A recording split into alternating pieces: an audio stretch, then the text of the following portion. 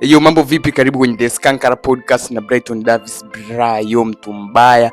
Leo nataka nikumotivate. Leo ni tarehe 1 mwezi wa 6 mwaka 2026. Tumekata nusu ya mwaka. Nataka nikushauri usiwahi kufikiria kukata tamaa kwenye maisha yako, kwenye changamoto zozote unazozipitia. Kukata tamaa liwe kama kosa la jinai. Kwa nini mtu anakata tamaa? Usiwahi kubali kuiacha ndoto yako kwa sababu ya vitu ambavyo eti unahisi ni changamoto. Pambana na changamoto. Changamoto zinaletwa kukukomaza na kukufanya ukue na kukufanya uwe mtu mkubwa zaidi na uone vitu vingine vikubwa zaidi kwenye engo ambazo hujawahi kuziona au hujawahi kuzifikiria. So no matter unapitia nini, no matter ni ngumu kiasi gani, try not to kata tamaa. Hiyo usiwahi kuipitisha kwenye akili yako, kwa sababu huhitaji kuwa mtu ambaye amekata tamaa. Huhitaji kuishi na ile identity ya mtu aliyokata tamaa kwenye maisha yako yote, kwa sababu ni kitu ambacho kitakudisturb. Umeona?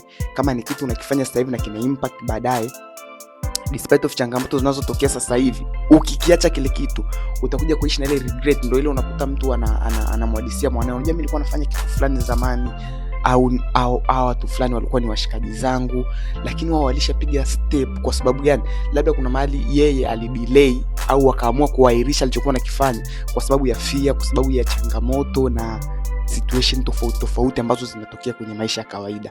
Lakini kama kuna kitu unakiamini na una believe in yourself, you can do it. Do it. Haijalishi nini kitatokea katikati au nini, try to fight nacho, kwa sababu nobody is coming to save you. Maisha yako ni maisha yako.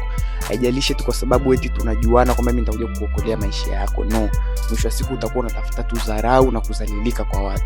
So, kabla hujaanza kudharaulika na kunyanyasika, try to force chochote unachokitaka wewe. Try to force by yourself. Umeona, una hela ndio anza ulivyo. Kama una hela anzia chini, anzia ambako hauna kabisa. Watu waone kabisa huyu hana. Tuanze tumsupport mpaka pale utakapofanikisha. Lakini kukimbia ukitegemea labda mtu fulani siku moja atakuja kuniboost is a big lie, na ni kujidanganya kwa kiwango kikubwa sana, na sitaki uongo huu ukukute ama uwe unajidanganya wewe mwenyewe. As tunavyoanza nusu ya pili ya huu mwaka, try to force. Kama kuna malengo yako ambayo ulikuwa umejiwekea and stuff like that, man, go after them. Yarudie tena, yasome tena na suka strategy.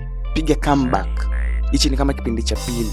Piga comeback, suka a proper strategy. You know what I'm saying? Ya ku come through kwenye chochote ambacho ulikuwa umekiplan lakini hujakamilisha, au hizo hata hujakianza kabisa. Piga comeback, usikimbie wala usikate tamaa. You know what I'm saying? Tudondoshie comment yako hapo nusu ya mwaka huu. Wewe umefanya nini cha maana, ama unaonaje? Unakimbia ama una force?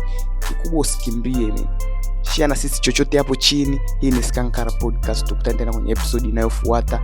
Uwe na nusu ya pili ya mwaka njema kabisa. Mafanikio akakuonekanie, Mwenyezi Mungu akakufungulie baraka zake kwenye chochote kile unachoenda kukishika, unapoenda kuforce, man.